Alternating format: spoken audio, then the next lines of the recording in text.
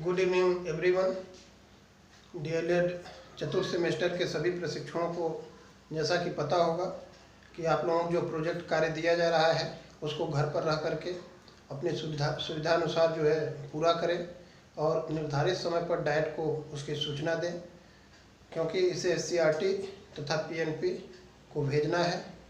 और जैसा कि आप लोगों को पता होगा, पिछले क्लास में हम लोगों ने CR फार्मूला या राजा जी फार्मूला के बारे में पढ़े थे। आज हम लोग किसके बारे में पढ़ेंगे? वावेल प्रस्ताव के बारे में पढ़ेंगे। और आज हम लोग वावेल प्रस्ताव के बारे में पढ़ेंगे। और वर्ष कब आया था वावेल प्रस्ताव? कब आया? 1945 में। ठीक है, 1945 में किसके द्वारा आया था यह प्रस्ताव? वायसराय वावेल द्वारा आया था। वायसराय वावेल द्वारा 1945 में आया था। और आप देखेंगे वायसराय वावेल का जो कार्यकाल है भारत में 1943 से 1947 ईस्वी तक है।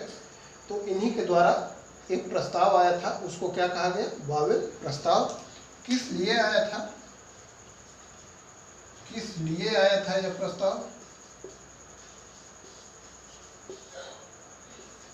यह जो है भारत की संवैधानिक समस्या के समाधान के लिए, भारत की संवैधानिक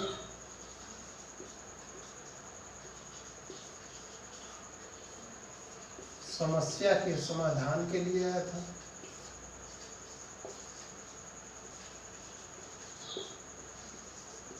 समाधान के लिए आया था।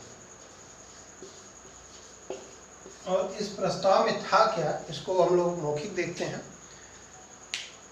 वायसराय वावेल ने 1945 में एक प्रस्ताव रखा।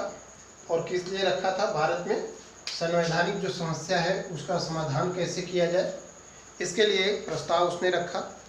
उसमें जो है वायसराय वावेल ने पहला प्रस्ताव दिया कि जो भारत में मुस्लिम लीग है और भारतीय राष्ट्रीय कांग्रेस है, दोनों को समान अधिकार होंगे।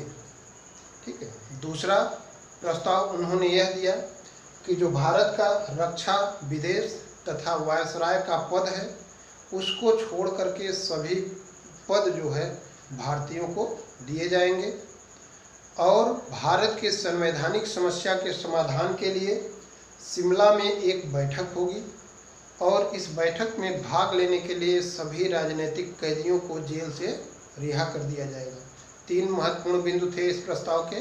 पहला कि भारत में जो मुस्लिम लीग और भारतीय राष्ट्रीय कांग्रेस प्रमुख पार्टी हैं उनको समान अधिकार होंगे।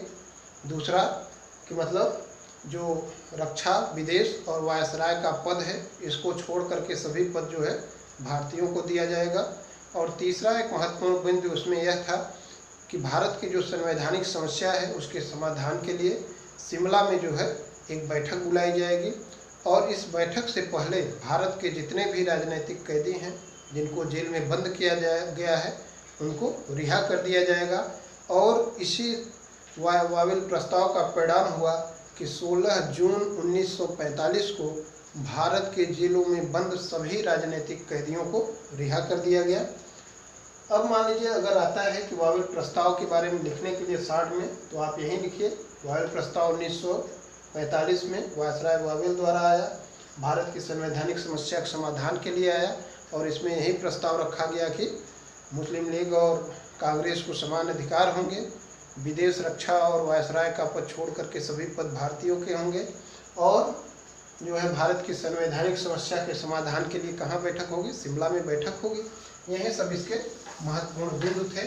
अब हम लोग देखते हैं वावेल प्रस्ताव में जो एक महत्वपूर्ण बिंदु था, शिमला सम्मेलन या शिमला कॉन्फ्रेंस। शिमला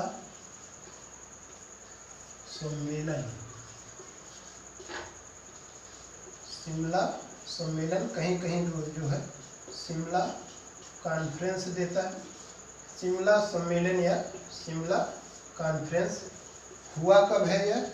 24 जून 1945 को। 24 जून 1945 कब तक जो है यह हुआ था? कब तक? 14 जुलाई 1945।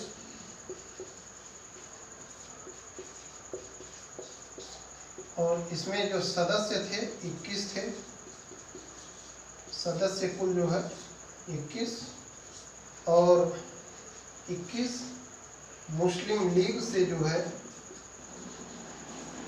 मुस्लिम लीग प्रतिनिधि, मुस्लिम लीग के जो प्रतिनिधि थे मोहम्मद अली जिन्ना थे, मोहम्मद अली जिन्ना थे, और कांग्रेस प्रतिनिधि, कांग्रेस प्रतिनिधि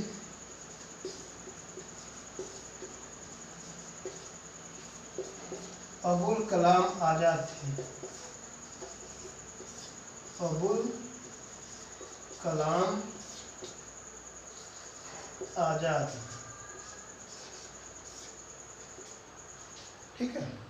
शिमला सम्मेलन 24 जून 1945 से शुरू हुआ था, 14 जुलाई 1945 तक चला था, और इसमें जो है 21 सदस्यों ने भाग लिया, और मुस्लिम लीग के जो प्रतिनिधि थे वह जो है मोहम्मद अली जिन्ना थे, जो कि आप देखेंगे पेशे से क्या थे, इनका पेशा था वकील थे,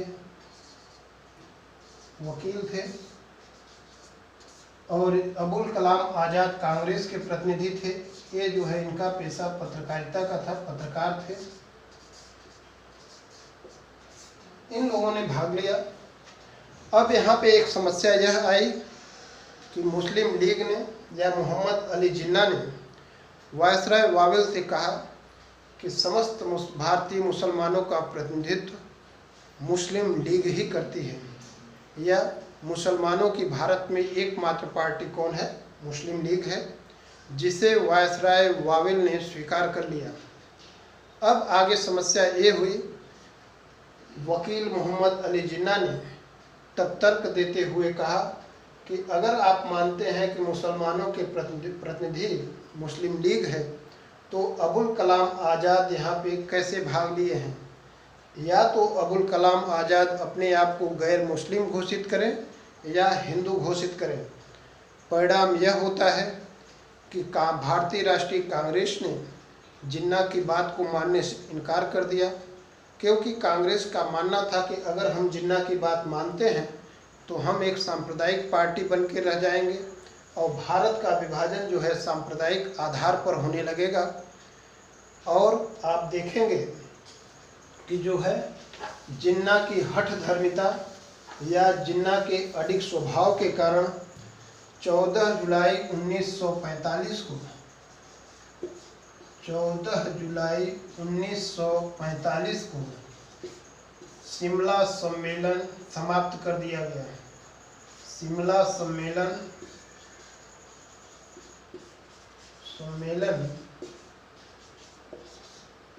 समाप्त कर दिया गया।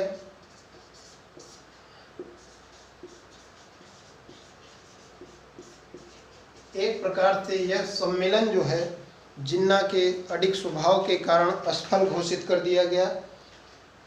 अब इसमें मान लीजिए अगर पूछे शिमला सम्मेलन के बारे में, आप आसानी से लिख सकते हैं कि वावेल प्रस्ताव में ही इसका एक महत्वपूर्ण बिंदु था वो शिमला सम्मेलन, कि शिमला सम्मेलन बुलाया जाएगा, और 25 जून 1945 को बुलाया गया था। 14 जुलाई 1945 तक यह चला था। 21 सदस्यों ने भाग लिया था।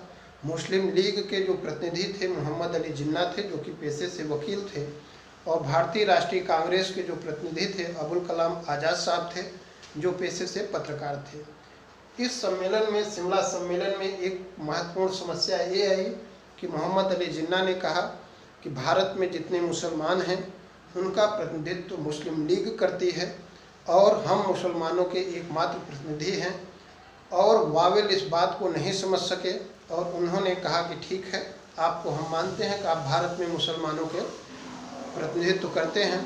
इसी को आधार बनाकर तर्क के आधार पर मोहम्मद अली जिन्ना ने कहा कि अगर आप यह मानते हैं तो अबुल कलाम आज़ाद इस सम्मेलन में कैसे आए हैं। अबुल कलाम आज़ाद अपने आप को या तो गैर मुस्लिम घोषित करें या हिंदू घोषित करें, और परिणाम यह होता है कि कांग्रेस ने जिन्ना की बात को मानने से इनकार कर दिया। कांग्रेस का मानना था कि अगर हम मोहम्मद अली जिन्ना की बात को मानते हैं तो हमें जो है सांप्रदायिक पार्टी घोषित किया जा सकता है, और भारत में जो विभाजन की मांग है वह क्या हो जाएगी, सांप्रदायिकता के आधार पर होने लगेगी। अंततः जो है 14 जुलाई 1945 को शिमला सम्मेलन जो है असफल घोषित कर दिया जाता है। अब आगे हम लोग देखते हैं, एक महत्वपूर्ण घटना इतिहास में है, नौसेना बगावत। नौसेना बगावत, नौसेना बगावत, ये जो है एक इतिहास की महत्वपूर्ण घटना है। इसको भी हम लोग देखते हैं, स्वतंत्रता प्राप्ति के उसमें है। तो नौसेना की जो बगावत है, महत्वपूर्ण डेट इसका है, कब हुई थी, कब, तो 18 फरवरी 1946 को हुई थी। 18 फरवरी 1946 को हुई थी, और कहाँ पर हुई थी, बम्बई में हुई थी, बम्बई में। और बम्बई में जो है एस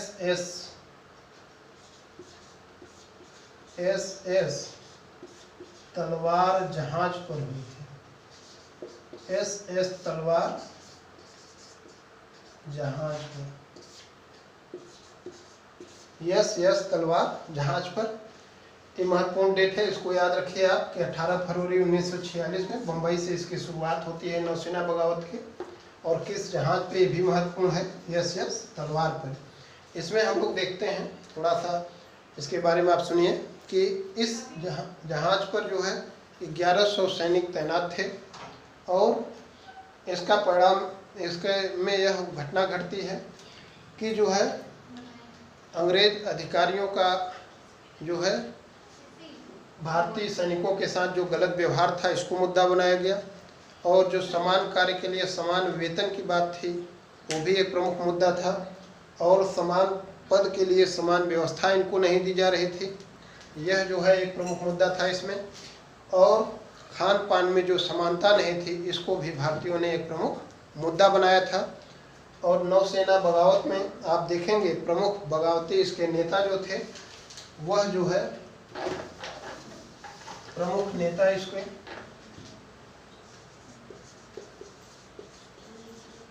प्रमुख नेता बीसी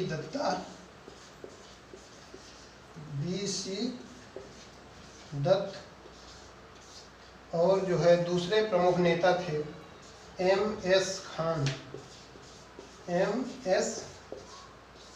साहब थे।